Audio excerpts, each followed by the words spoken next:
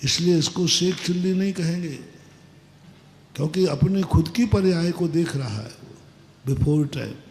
वो देखता भी है, पढ़ने वाला विद्यार्थी अपने आप को भावी पर्याय रूप देखता है तभी पढ़ पाता है। राजकुमार राजा का रूप देखता है तभी वो राजा बनने के गुण सीखेगा। यदि हम भगवान की कल्पना नहीं करेंगे तो हम भगवान बनने का उपाय क्यों करेंगे? इसलिए पहले मन से नय कहता है, हजारों बार जब व्यक्ति निश्चय नय से भगवान बनता है तब एक बार वो सही का भगवान बनता है। ये कहलाती धारणा। नय की अपेक्षा हम इसे नय कह रहे हैं, अध्यात्म कह रहे हैं। और इसी अध्यात्म को दूसरी भाषा बोले तो ध्यान कहते हैं। ध्यान किसे कहते हैं? अपनी भावी पर्याय को वर्तमान में देखना, अनुभव में लाना, वो ध्यान कहलाता। पूज्यवर सुखचंद आचार्य महाराज ने व्यक्ति को बैठा ले सिद्ध का अनुभव करा दिया रूपातीत ध्यान में। पिंडस्थ, पदस्थ, रूपस्थ और रूपातीत, ये चारों ध्यान शुद्ध समय सार का निश्चय नहीं की वस्तु है वो मुनि, लेकिन अरहंत बना दिया, पदस्थ कर दिया। है वो मुनि, लेकिन ध्यान के माध्यम से उसको रूपातीत कर दिया, सिद्धालय का अनुभव करा दिया। निश्चय नय एक वैचारिक क्रांति है, नय कोई आचरण नहीं है, नय कोई आचार नहीं है, न एक विचार है, आचरण नहीं। नए नाम की कोई वस्तु नहीं, हम पहले कह चुके हैं। नए नाम का कोई परिणाम नहीं, हम पहले कह चुके हैं। नए नाम का कोई गुण नहीं है, ये बता चुके हैं। नए एक वैचारिक क्रांति है, एक मानसिक स्थिति है, एक मानसिक अवधारणा है, मानसिक कल्पना है। ये हमारी मांग है बस, और कुछ नहीं है, कुछ नहीं है। नए हमारी एक वैचारिक क्रांति है, वो तो जो है सो है, ये मेरा पिता है। ये वैचारिक क्रांति है, वह तो जो है सो है, हमारी विचार क्रांति।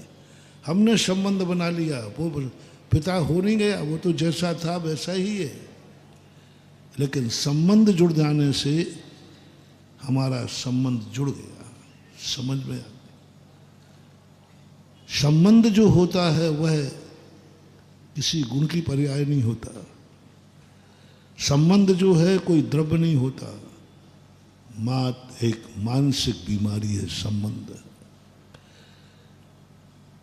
किसी वस्तु को मेरी कहने से वो मेरी नहीं हो गई, वस्तु तो वस्तु रहेगी, लेकिन हमें संतुष्ट हो गया कि ये वस्तु मेरी है, मानसिक कल्पना।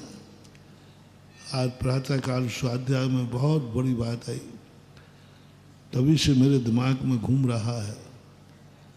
मोह को उन्होंने अजीम में तो लिया, अजीम में तो लिया, लेकिन जब पुद्गल कर्म की बात आई तो मोह को हटा दिया। ना तो भाव में ले रहे हैं, ना द्रव्य में ले रहे हैं, जीव अजीव में ले लिया कि पांचों के पांचों जीव भी हैं और अजीब भी है। लेकिन जब पुद्गल की बात आई तो उन्होंने मोह को नहीं लिया। पुद्गल कौन कौन से हैं? योग को नहीं लिया, दोनों को हटा दिया। चलो अपन संतुष्टि है कि योग द्रव्य रूप होता है, और मोह नाम का जो कोई मोह नाम का पदार्थ दुनिया में नहीं है। पर भाव में तो लेना चाहिए था, मोह को भाव में तो लेना चाहिए। मूर्छा तो है ही। ओह, स्वाध्याय बंद करने के बाद रास्ते में चलते शौच के लिए जा रहा था, वो चलते चलते ऐसा रहस्य उद्घाटित हुआ कि वहीं मैंने कुंद कुंद स्वामी को 100 बार नमस्तु कर लिया। भगवान नहीं पा सकते आपको, छोटी बुद्धि से नहीं समझ सकते, क्या रहस्य खोला। मोह को भाव से हटा दिया। द्रव्य से पुद्गल कर्म के द्रव्य से हटाना फिर भी ठीक है, क्योंकि मोह नाम की कोई वस्तु नहीं है, लेकिन भाव तो मोह है। बोले नहीं, मोह को नहीं हटाना। मोह जो है वह संसार का कारण नहीं। यहाँ क्या कहना चाह रहे हैं, अगली गाथा में रहस्य खुलेगा। मोह संसार का कारण नहीं है। मोह संसार का कारण नहीं है, संसार का कारण है असंयम। मोह का विपरीत स्वभाव क्या है? असंयम, मिथ्यात्व, दो ही है। तो अविरत तो हमने ले लिया, अब मोह को कैसे ले लें? मोह तो अविरत यदि हट गया फिर भी मोह है कि नहीं? अविरत पना हट गया फिर भी मोह है कि नहीं? अविरति हटने के बाद चारित मोहिनी कर्म उदय में है कि नहीं? इसको क्या कहोगे? मिथ्यात आगे गाथा में इतना बढ़िया खुलिया, उभियोगस्य अनाई परिणामा तिन्नि मोह जुत्तस्य मिच्छत्तम अन्नानम अविरत भावे।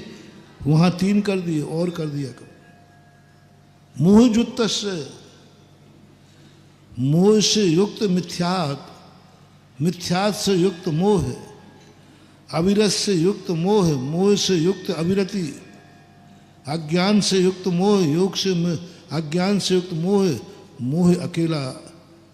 असंयम तो अविरति में आ गया, अब बचा मोह। अब यदि मोहिनी कर्म को हम संसार कहते हैं, अनादिकाल से कहते हैं, तो अनादिकाल से व्यक्ति क्या देश संयमी और संयमी रहा है क्या? अविरत के बाद कौन सा गुण स्थान आता है? देश।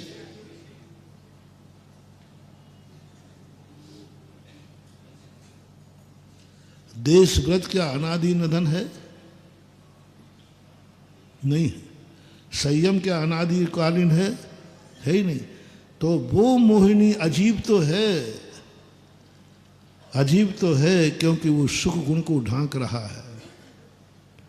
सुख गुण की विभाव पर्याय है, इसलिए अजीब तो है। किसी वस्तु का निमित्त बना रहा है, कर्म का उदय बना रहा है, लेकिन मोहिनी कर्म जो है वह संसार का कारण नहीं है। मोहिनी कर्म जो संसार का कारण नहीं है। मोहिनी कर्म जो उदय, जो मोहिनी कर्म का उदय है, अकेला मोहिनी। मोहिनी 4 प्रकार की। मिथ्यात के साथ मोहिनी कर्म है कि नहीं? वो मोहिनी नहीं। अविरति के साथ मोहिनी है, वो संसार का कारण है। अज्ञान के साथ मोहिनी है, संसार का कारण है। अब तीनों को, तीनों प्रत्यय हट गए। मिथ्यात हट गया, अविरति हट गया, अज्ञान हट गया। अभी मोहिनी कर्म है कि नहीं? है। अब इसको क्या करोगे? देश संयम को संसार का कारण, मोहिनी कर्म का उदय विद्यमान है। मुनि महाराज संयम संजनन कषाय उदय में है कि नहीं? इसको संसार का कारण। देश वृत्ति संसार का कारण, मिथ्यात संसार का कारण, मुनि व्रत संसार का कारण, क्योंकि ये दोनों गुणस्थान में मोहिनी कर्म है, लेकिन संसार का कारण नहीं है। यदि 3 प्रत्ययों से रहित मोहिनी कर्म है तो बना रहने दो, कोई फर्क नहीं पड़ने वाला। और मोहिनी रहित योग है तो बना रहने दो, अकेला योग संसार का कारण नहीं है। इसलिए योग को हटा दिया। बहुत बहुत इतना रहस्य खुला। कुंद कुंद स्वामी के प्रति ऐसा आनंद आया है, भगवान कहाँ हम कहाँ आप। योग और मोह को हटा दिया, उपयोग में से हटा दिया योग को। बोले यदि योग मिथ्यात के साथ है तो खतरनाक है, योग अविरति के साथ है तो खतरनाक है, योग अज्ञान के साथ है तो खतरनाक है। इन सब से रहित यदि योग है तो 13वें गुणस्थान में, 13वें गुणस्थान में योग है कि नहीं? खतरा क्या है? कोई खतरा, लेकिन योग है। इसलिए उन्होंने कहा योग संसार का कारण नहीं। फिर उन्होंने कहा मोह, मोह साथ मिथ्यात हट गया, अविरति हट गई, अज्ञान हट गया, अब अकेला मोह बचा। देश वृत्ति और मुनिराज के पास मोहिनी कर्म का उदय है। क्या ये अनंत संसार का कारण है? नहीं।